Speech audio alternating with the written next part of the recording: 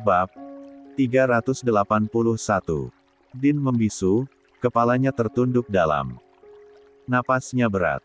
Dalam surah Sad ayat 44. Lanjut Bu Mahira perlahan. Allah menceritakan tentang Nabi Ayub yang bersumpah karena sakit hati dan emosi kepada istrinya, lalu Allah perintahkan beliau untuk menahan amarah dan tidak menepati sumpahnya dengan cara menyakitkan. Karena Allah lebih mencintai kelembutan, daripada dendam yang dibungkus amarah. Suasana menjadi hening. Bahkan detak jam dinding pun terdengar seperti palu yang mengetuk hati. Papa kamu bukan orang yang suka balas dendam. Lanjut Bu Mahira, tapi dia takut, sangat takut, kalau kata-kata Mbok Nena menjadi nyata. Dia tidak bicara banyak, tapi ibu tahu, dia siap menanggung apapun, asal anak-anak dan cucu-cucunya tidak kena akibat dari kesalahan satu orang. Din menutup wajahnya dengan kedua tangan. Aku sudah menghancurkan semuanya, Bu.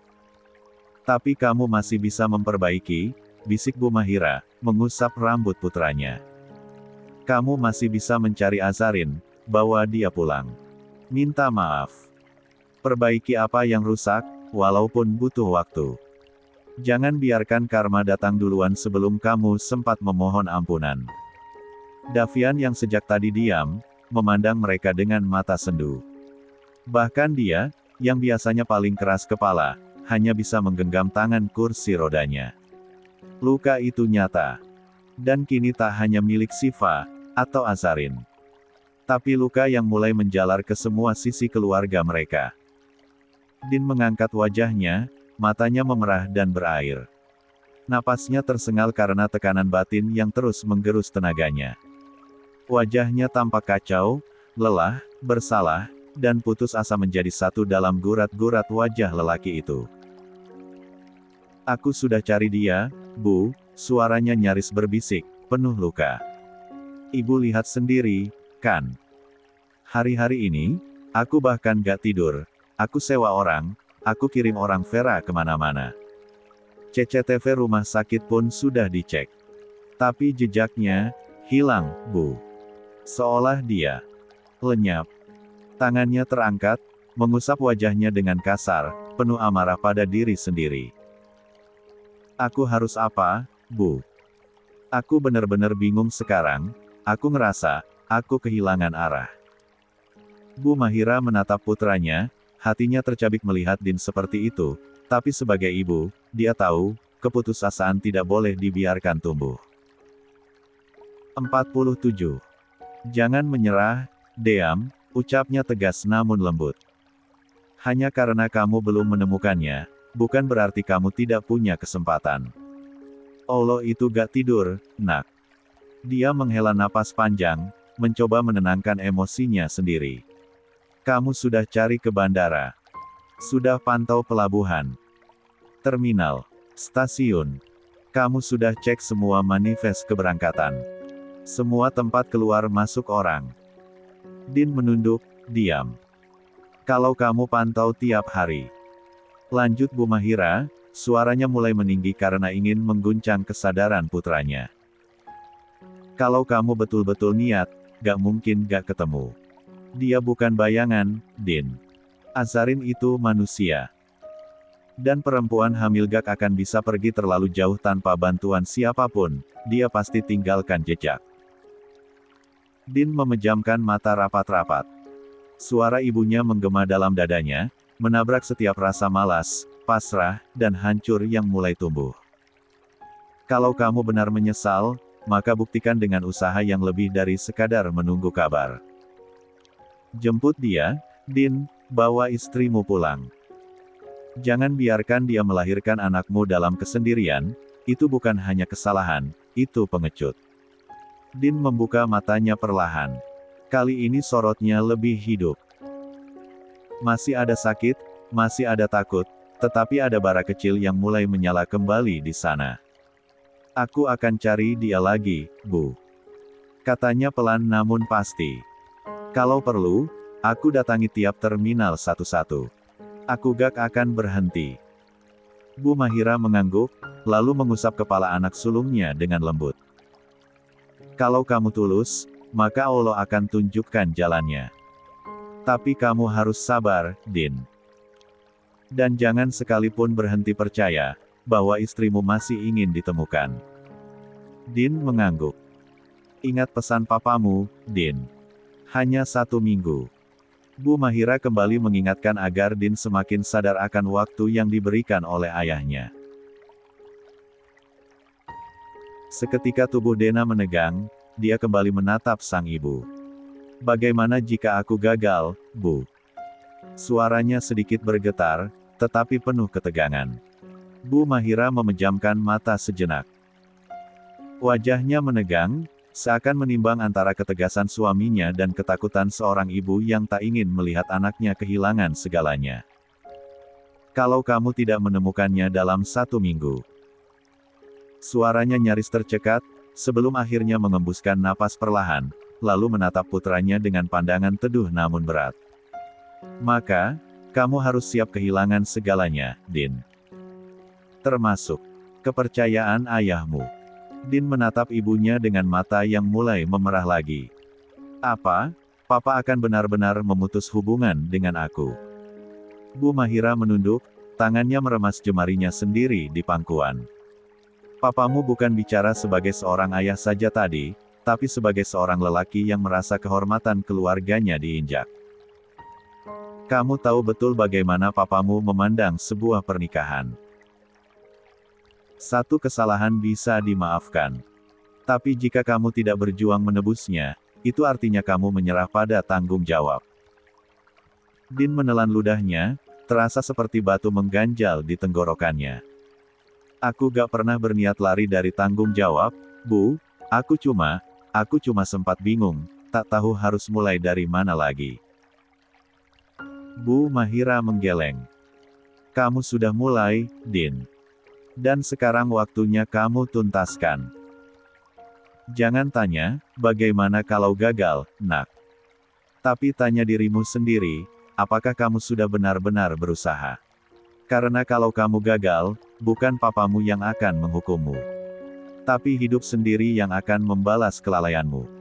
Din mengangguk perlahan. 48.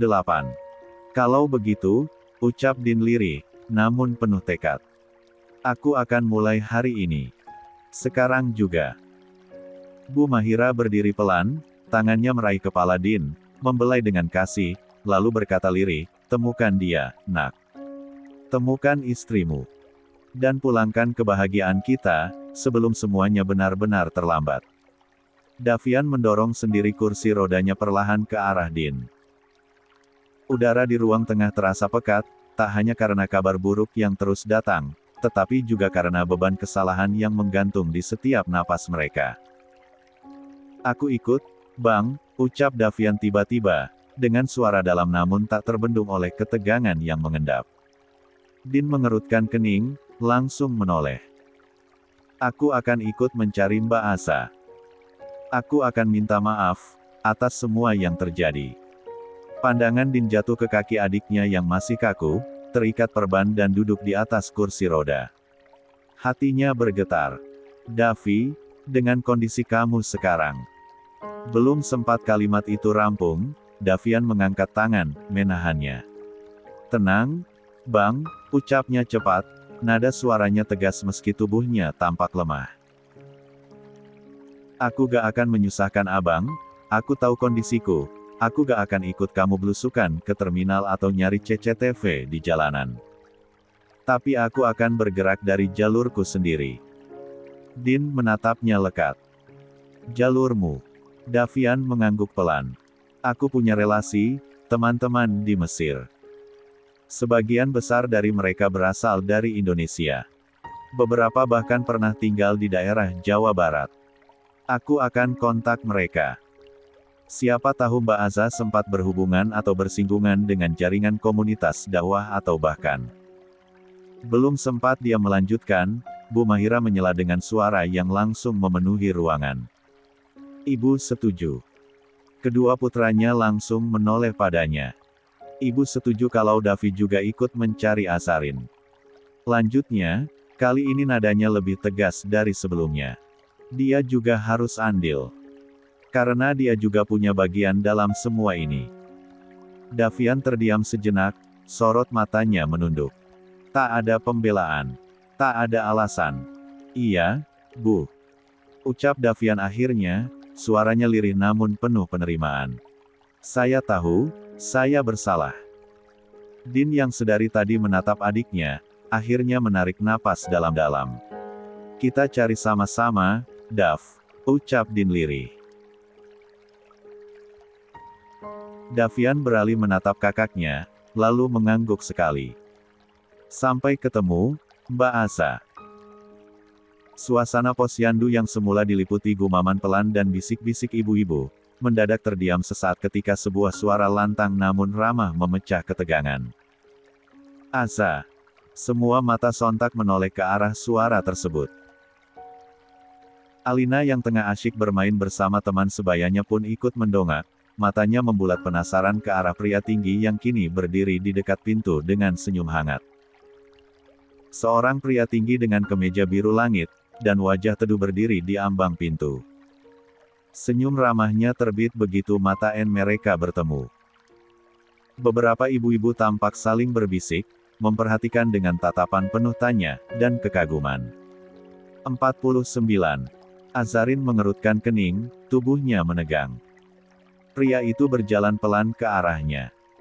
Dek, Asa, sapanya lagi, suara baritonnya lembut dan tak asing di telinga Azarin. Ini aku, Ali Asaf. Teman kampus Alea. Azarin langsung terbelalak. Kak Ali. Ucapnya pelan, setengah tak percaya. Kenangan masa lalu sekelebat melintas tentang sosok pria ini yang dulu kerap berkunjung ke rumah mereka di Sukabumi, sering duduk berbincang dengan Abah, atau membantu Alea mengerjakan tugas kampus. Azarin dulu sempat mengira, Ali adalah kekasih kakaknya. Namun nyatanya bukan. Masya Allah, ketemu di sini rupanya, ujar Ali ramah, sambil tersenyum hingga memperlihatkan lesung pipinya yang dalam. Azarin buru-buru menunduk, jilbab lebarnya bergerak halus seiring gerakan tubuhnya. Pandangannya dijaga erat, suara yang keluar pun hampir berbisik. Kak Ali di sini kerja. Ali mengangguk. Aku tugas di puskesmas desa ini. Tapi tadi diminta datang ke sini karena bidannya mendadak berhalangan. Ada pemeriksaan untuk ibu hamil, jadi aku diminta bantu. Oh. Azarin hanya membalas lirih, tak berani menatap. Suaranya gugup, tangannya menggenggam erat pena yang tadi dipakai menulis. Beberapa ibu masih menatap mereka, penuh rasa ingin tahu. Ali memperhatikan Azarin sesaat. Sejak kapan kamu pindah ke sini? Baru beberapa minggu yang lalu, Kak. Ini juga baru pertama kalinya ke posyandu, jawab Azarin canggung. Oh, gitu. Ali mengangguk. Lalu, melihat formulir yang masih setengah terisi di tangan Azarin, dia mengangguk sopan. Kalau gitu, silakan lanjut dulu, Dek. Azarin sedikit membungkuk, iya, Kak. Maaf, aku lanjut isi data dulu. Suaranya terdengar sopan dan menahan rasa tak nyaman karena mata Nata yang terus memperhatikan. Namun Alina yang tadi asyik bermain, tiba-tiba menghampiri Azarin dan berdiri di sampingnya sambil memeluk pinggang sang ibu.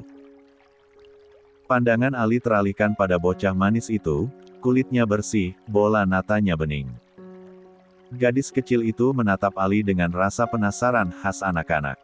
Ini siapa, Dek? Tanya Ali ramah, membungkuk sedikit untuk menyamakan tinggi. Azarin menoleh sebentar dan menjawab pelan. Ini Alina, putriku. Ali sempat terdiam. Matanya sedikit membulat. Putri pertamamu. Azarin mengangguk pelan. Ali hendak berkata sesuatu, tetapi tiba-tiba matanya terarah ke arah perut Azarin yang mulai terlihat membuncit, tersingkap karena pelukan Alina yang menyingkap sedikit kain bagian depan. Seketika, tatapan pria itu berubah. Campuran terkejut dan bingung. Dek Asa, ucapnya perlahan. Kamu, sudah menikah. Kapan? Azarin menggigit bibirnya, berusaha tetap tenang. Dia tahu, pertanyaan itu akan datang. Dan lebih dari itu, dia sadar kalau semua mata di ruangan itu kini bukan hanya tertuju pada Ali, tapi juga padanya. Ruangan posyandu yang sempit terasa semakin pengap. "Maaf, Kak." Azarin menarik Alina dalam pelukan, suaranya pelan dan tertahan. "Aku lanjutkan pemeriksaan dulu." Ali tampak mengangguk, walau jelas matanya menyimpan segudang tanya. Azarin segera duduk kembali, sambil menarik menjauh Alina ke arah petugas. Wajahnya tetap tertunduk, langkahnya tenang, tapi di dalam dadanya, degupnya belum juga mereda. Dan di belakang sana, beberapa ibu-ibu masih saling pandang, berbisik pelan, menyisakan tatapan ingin tahu yang menempel erat di punggung seorang perempuan bercadar. 50. Azarin berusaha cuek, dan berbicara ketika ditanya saja, sampai akhirnya namanya dipanggil oleh petugas untuk masuk ke dalam ruangan pemeriksaan. "Ibu Azarin, silakan ke dalam." "Iya." "Pemeriksaannya sebentar saja. Boleh dibaringkan dulu." Azarin mengangguk pelan. Dia menggandeng tangan kecil Alina yang terus menempel di sisinya. Namun ketika hendak melangkah ke dalam ruangan kecil yang disekat tirai kain, langkahnya justru terhenti. Matanya menatap sekilas ke arah ruangan, kemudian beralih pada beberapa ibu-ibu yang masih duduk memperhatikannya, seolah menanti kelanjutan kisah yang belum tuntas tadi. Rasanya, semua ini seperti panggung tanpa tirai. Petugas kembali tersenyum, kali ini sambil menuntunnya. "Gak usah cemas, Bu. Ada asistennya juga, kok. Gak akan lama." Namun Azarin menggeleng pelan. Senyumnya sopan di balik cadar, suaranya tenang tapi tegas. "Maaf, Bu. Saya belum bisa pemeriksaan hari ini." "Oh, kenapa, Bu?" "Ini pemeriksaan rutin, penting loh buat ibu dan bayinya." Azarin masih tersenyum. "Saya belum siap, Bu, mungkin nanti saja saya ke dokter kandungan langsung." "Sekalian USG." Petugas tampak bingung sejenak, lalu menoleh ke rekan lainnya. "Tapi ini kan gratis, Bu." "Sayang loh." Azarin menunduk sedikit. "Saya ada rencana ke kota, Bu, lagi pula saya merasa lebih nyaman kalau langsung diperiksa oleh dokter perempuan," ujarnya lirih, menjaga kehormatannya agar tak mengundang tanya. Sejenak suasana sempat hening. Tirai ruang pemeriksaan bergoyang perlahan, dan dari baliknya, Dr. Ali muncul. "Tidak apa-apa." Suara lembutnya terdengar jelas di tengah keheningan. "Kalau begitu, nanti berilkan saja vitamin ibu hamilnya, dan susu penambah zat besi." Petugas mengangguk cepat. "Baik, Dok." Ali menatap Azarin sekilas, bukan dengan tatapan menghakimi atau menyelidik, melainkan memahami. Meskipun ada pertanyaan tak terucap dalam matanya, dia memilih tidak mendekat. Bahkan Ali menoleh ke arah petugas dan berkata pelan, "Tolong catat bahwa Ibu Azarin akan kontrol mandiri ke spesialis, ya." Azarin membalas dengan anggukan pelan, lalu memalingkan wajahnya, menunduk dalam-dalam di balik cadarnya. Entah mengapa, meski yang mengintip hanya mata, tapi beban dari semua arah terasa makin berat. Seolah seluruh rasa ingin tahu, gunjingan dalam hati, dan simpati setengah-setengah itu menyatu dalam satu ruang sempit bernama posyandu pagi ini. Azarin meraih tangan Alina lebih erat. "Ayo, Nak. Kita ambil vitamin dulu, ya," ujarnya pelan. Alina mengangguk, sementara para ibu di belakang mereka masih menatap diam-diam. Mungkin penasaran, mungkin kagum, atau mungkin menunggu kelanjutan kisah yang tak mereka pahami. Tapi bagi Azarin, satu-satunya yang ingin dia jaga hari ini adalah martabatnya. Dan dia bersyukur, Ali masih tahu cara menjaga batas. Begitu keluar dari ruangan posyandu, Azarin menyodorkan kertas resep ke petugas dan menerima sebungkus vitamin serta susu ibu hamil. Tangannya menuntun Alina yang berjalan santai sambil memeluk boneka kecil yang tadi dibawanya. Mbak Santi mengikuti dari belakang, tampak ingin segera mengajaknya ke pasar seperti janji mereka tadi. Namun langkah Azarin terhenti seketika ketika suara itu kembali terdengar. "Dek, Aza." Azarin menoleh pelan. Dokter Ali berdiri di ambang pintu posyandu, masih memegang stetoskop, disertai senyum yang tampak menipis. Matanya tidak menatap dengan ceria seperti tadi. 51. "Boleh saya ke rumah? Ingin bertemu Abah dan Umi," ujarnya dengan nada sungkan tapi tulus. Azarin langsung menggeleng pelan, tapi tegas. "Maaf, Dok, Abah sudah meninggal dunia. Umi juga jarang di rumah. Dan Kak Alea sekarang di Singapura." Dia menelan ludah sebentar sebelum menambahkan satu kalimat lagi yang seolah menjadi dinding pemisah. "Suamiku juga sedang keluar kota, Dok." Wajah Dokter Ali sontak berubah. Ekspresi terkejut, seperti seseorang yang baru ditarik dari masa lalu yang tenang ke kenyataan yang berubah terlalu cepat. Matanya membeku sesaat, seolah mencoba mencerna satu persatu kabar itu. Kematian Abah, kepergian Alea, dan status Azarin yang kini tak lagi gadis kecil yang dulu sering duduk di sudut rumah sambil membaca Al-Quran. Dia kini seorang istri, dan ibu. Namun Dokter Ali tidak berkata apa-apa. Hanya sorot matanya yang menjadi kelabu. Seakan dia menyadari, terlalu banyak waktu yang telah dia lewatkan. Terlalu banyak hal yang dia tidak tahu. Azarin menunduk sopan, memberi isyarat pamit. "Permisi, Dok." Suaranya rendah, tapi cukup tegas. Lalu dia melangkah pergi, diikuti oleh Mbak Santi dan Alina. Namun belum jauh dari pintu posyandu, celetukan seorang ibu-ibu kembali terdengar, kali ini dengan nada bercanda namun menyimpan duri di dalamnya. "Saya pikir itu suaminya, Bu Aza, soalnya cakep banget, cocok sih. Ganteng dan cantik.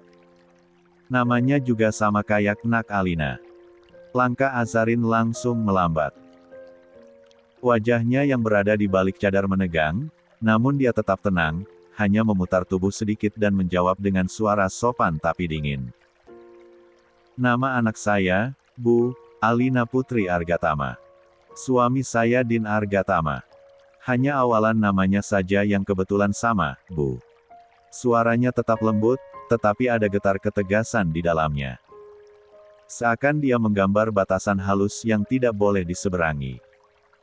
"Oh, saya cuma mikir aja sih, Bu Aza," ujar ibu itu lagi, masih tertawa kecil seolah semua hanya guyonan. Bahkan tadi ada ibu yang membayangkan, Bu Aza istri dari Dokter Ali. Pasti anaknya makin cantik dan tampan. Namun kali ini Azarin tak menjawab. Dia hanya menunduk pelan sambil beristighfar. "Allahu, astagfirullah," bisiknya, menahan perasaan yang berkecamuk di dadanya. Azarin mempercepat langkahnya. Suara langkah sandal Alina bergesekan dengan tanah berdebu di sepanjang jalan desa. Matahari pagi mulai menanjak, namun udara masih menyimpan hawa sejuk sisa embun. Mbak Santi yang mengikuti dari belakang ikut menunduk, menyadari perubahan sikap Azarin sejak keluar dari posyandu. "Bu, kita jadi ke pasar atau?" "Enggak, Mbak. Kita pulang saja," potong Azarin pelan, tanpa menoleh. Namun belum sampai beberapa meter dari gang masuk ke rumah, suara deru mesin mobil terdengar dari belakang. Azarin menoleh sekilas ke bahu jalan, dan detik itu juga darahnya terasa membeku. Sebuah mobil sedan hitam berhenti perlahan di samping mereka. Kaca jendela bagian penumpang turun dengan suara halus. Azarin refleks meraih tangan Alina lebih erat, nyaris menyeret bocah itu dalam langkah cepat. Alina bingung, tapi tak bersuara. Matanya hanya menatap bundanya dengan penuh tanya. Namun seketika namanya kembali terpanggil. "Aza." Sangat singkat, tetapi membuat tubuh Azarin membeku di tempat. Suara itu, dalam, berat, dan terlalu dikenal. Suara yang dulu memanggilnya dengan hangat, kini hanya membangkitkan luka. "Aza, Tunggu. Ini aku. 52. Azarin berdiri membeku, dadanya berdegup tak menentu. Tapi tubuhnya enggan menoleh. Dia tahu persis siapa pemilik suara itu. Dia bisa mengenali nada di balik panggilan itu meski berjuta suara lain bercampur. Laki-laki yang telah menggores luka sedalam samudera, kini muncul kembali di jalan setapak desa ini. Di saat luka itu belum kering sempurna. Alina menarik-narik tangan Azarin. "Bunda, itu mobil siapa?" tanyanya polos. Azarin tak menjawab. Matanya tertuju ke depan, rahangnya mengeras. Dia menahan segalanya, gemeta, air mata ketalkutan, dan kemarahan. Suaranya hampir tak keluar, tapi dia berkata lirih, "Ayo, nak, kita pulang." Namun sebelum kakinya bisa melangkah lagi, suara pria kembali terdengar lebih keras. "Aza, tolong, lihat aku, walau hanya sebentar."